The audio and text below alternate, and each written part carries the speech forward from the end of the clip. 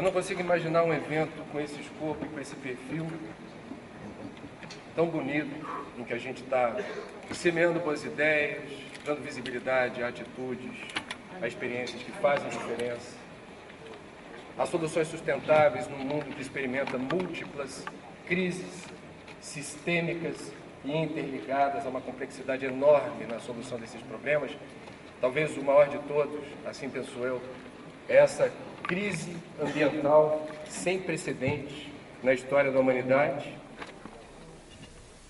Não consigo imaginar um evento com esse perfil que a gente não abre espaço, o menor que seja, para refletir sobre a urgência de uma nova cultura baseada no consumo consciente.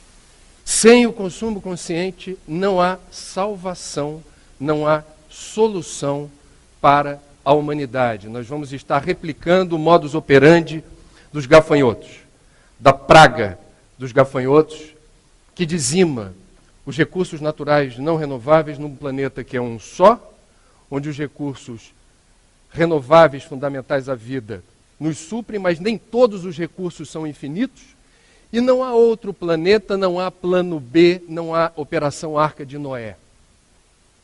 Ou a gente usa com inteligência e discernimento o que temos, ou pereceremos.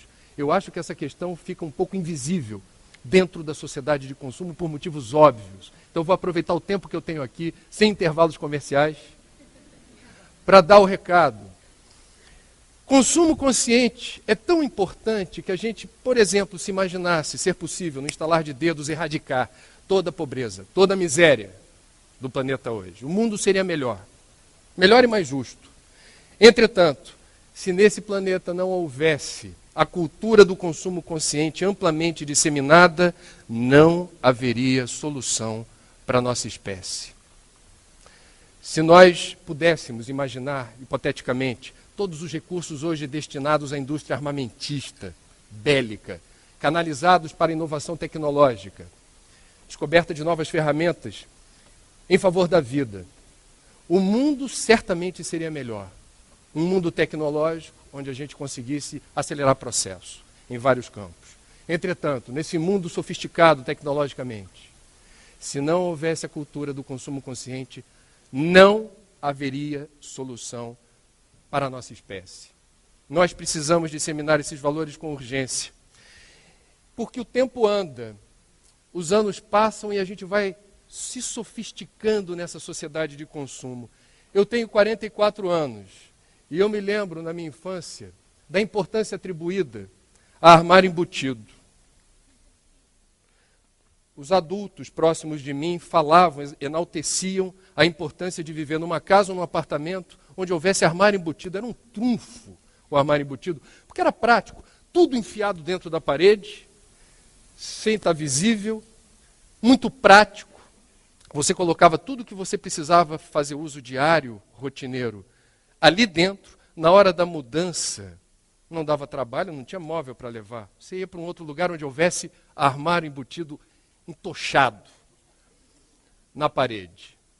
35, 40 anos depois, a garotada não sabe o que é armário embutido. Aliás, é um atestado de idade. Ninguém fala mais nisso, porque os valores mudaram e a demanda por espaço aumentou. Hoje, usamos um nome sofisticado em inglês para designar um cômodo inteiro que precisa abrigar e acolher todas as nossas quinquilharias do dia a dia. O nome é closet. E o closet é algo que passou também a ser destacado dentro do imóvel e do nosso habitat, a ponto de revistas de decoração trazerem na capa dicas de decoração de closet. Eu vi certa vez na capa, chamada da reportagem especial, Light Designers, ensinando como projetar feixes mágicos de luz, sobrepostos sobre pilhas de toalhas felpudas de algodão egípcio, multicoloridos.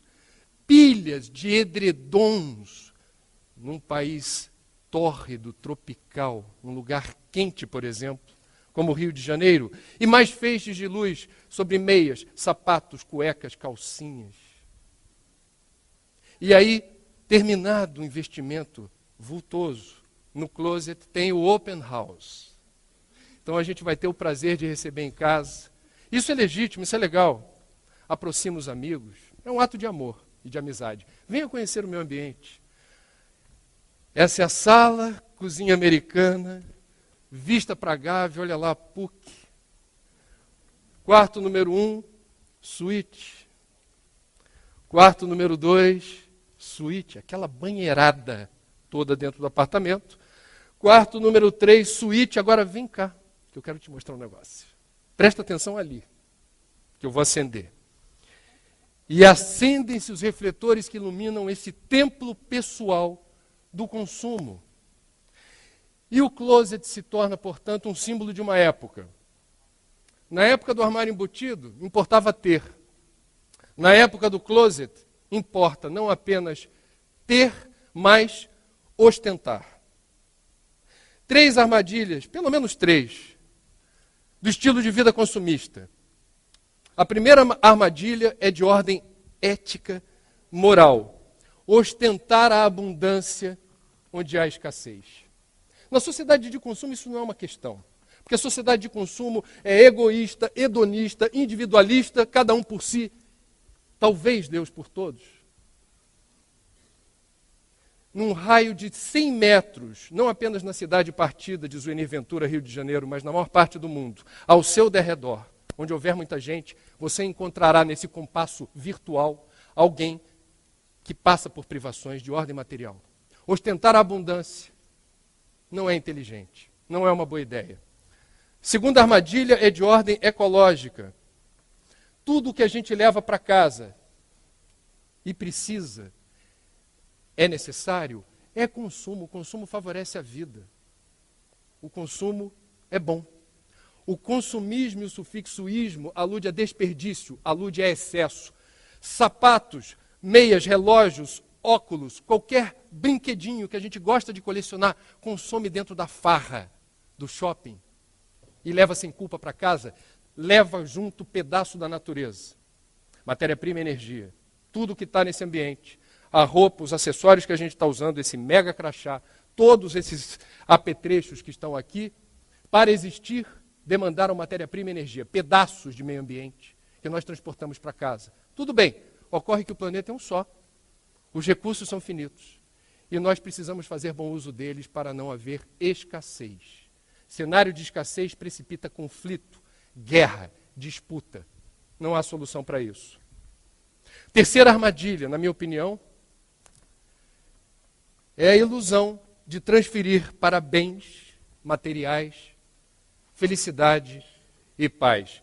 Acumular achando que esse é o caminho da felicidade e depois fazer fila no consultório psicanalítico, ou se entupir de drogas lícitas e ilícitas porque permanece a sensação de vazio. Permanece a sensação de vazio existencial, uma vida descartável, perecível, como é a embalagem de um presentinho qualquer.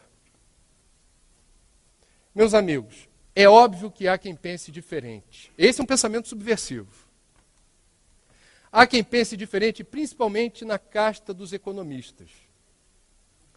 Claro que há os economistas que pensam em sinergia com o que eu estou colocando. Eu vou dar nome. Hazel Henderson, criadora do mercado ético. Sérgio Besserman, José Lida Veiga, recentemente Eduardo Janete da Fonseca, Hugo Penteado. Tem uma listinha. Mas a maioria acha que consumismo é a mola propulsora da locomotiva da economia do mundo. Precisa ter consumismo, sim. Senão não tem geração de renda e emprego, não tem produção de riqueza. É a visão econômica clássica. E aí a gente para pensar na importância do economista, estou falando sério, para a sociedade moderna, e para o jeito esquisito de fazer certas contas deles. Por exemplo, você come frango todo dia. Eu não. Um economista aqui vai olhar nós dois e vai dizer assim, vocês dois comem meio frango por dia. É uma conta esquisita. Aqui pertinho, na universidade citada por mim, se formaram ex-presidentes de Banco Central e ex-ministros da Fazenda que, me parece, cultuam esse pensamento. Precisa ter consumismo, precisa ter consumismo. Vai se reforçando a ideia sem questionamento, vira um dogma. O dogma que não se sustenta. não foi o primeiro na história da economia clássica, nem será o último. Dogma falso. 110 anos atrás, tivemos nesse país um duelo interessantíssimo entre escravagistas e abolicionistas nos jornais de época. Alô, rapaziada da internet, vai lá no tio Google, faz a pesquisa. Havia dois argumentos completamente díspares em relação à escravatura. Os abolicionistas diziam: é um absurdo o Brasil ser o último país do mundo a alforriar escravos. Não podemos mais permanecer nessa situação vexatória. Liberdade já. E os escravagistas afirmavam num tom terrorista, ameaçador: se abolir a escravatura, a economia do Brasil quebra. Dogma falso. Não quebrou por conta da abolição da escravatura. Tenhamos, portanto, atenção. Eu entendo que a gente hoje precisa abrir espaço para esse debate, porque não há tempo a perder. Algumas instituições revelam que a sanha consumista tem determinado um avanço de 30% na capacidade de suporte da Terra. Termina um período de um ano, a gente explorou mais 30% do que a Terra é capaz de suportar em termos de demanda crescente de matéria-prima e energia. É um modelo ecocida de desenvolvimento. Nós estamos replicando o ecocídio. Qual é o problema? Segundo o Banco Mundial, que não é uma organização ambientalista, 20% da humanidade, hoje, aproximadamente, consomem 80% dos recursos. Qual é o desafio que está colocado? E essa é a ideia, para a gente refletir, pensar, aprimorar. Não há solução para a humanidade, não há solução para a nossa espécie, se a gente não desarmar esse ímpeto consumista da casta de 20%, que muitos de nós aqui estamos inseridos. Consumir menos não é apenas possível, é necessário. Uma vida simples faz bem para a alma. E não é uma vida monástica, é uma vida com menos. Desarmar esse ímpeto consumista de 20% da população é um desafio. E o outro é que toda a perspectiva de inclusão social que todo mundo está falando virou um mantra, falar de inclusão social. Pois bem, inclusão social é utopia se a gente não entender que numa sociedade de consumo jamais haverá inclusão social plena, porque o kit básico de sobrevivência no planeta Terra, para mais da metade da população do globo que está fora da sociedade de consumo, é moradia digna, saúde, educação, transporte e lazer. Eu vou ficar com esses 5. Para você prover os excluídos desse kit básico, você precisa de matéria-prima e energia, pedaços de natureza. Não é possível inclusão social sem uma forte demanda que não aconteceu ainda sobre os recursos naturais. Equilibrar o jogo e a equação demanda uma reeducação em favor do consumo consciente. Consumo sustentável, consumo ético.